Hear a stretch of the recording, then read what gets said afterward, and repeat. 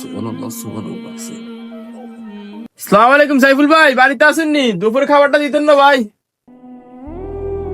ওয়ালাইকুম সালাম ইমাম সাহেব, এই নেন দুপুর বেলার খাবার আর রাতের খাবার দুটোটা একসাথে দিয়ে দিছি। আলহামদুলিল্লাহ, আল্লাহ তোমার পরিবারকে সুস্থ রাখুক ভাই।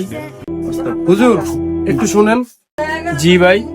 আমার একটা প্রশ্ন ছিল, অনেককে জিজ্ঞেস করছি, কেউ কিন্তু উত্তর দিতে পারলো না আমার মনের মতন করে, যার কারণে প্রশ্নটা আপনার কাছে একটু করতাম, যদি প্রশ্নের উত্তরটা আপনি দিতেন। কি প্রশ্ন ভাই বলেন?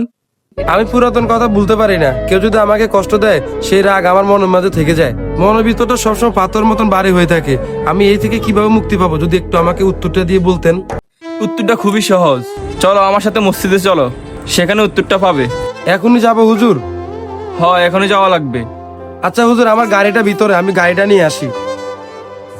না না ভাই, আমার সাথে মসজিদে হেঁটে চলো, গাড়িতে যেতে হবে না। আচ্ছা চলেন।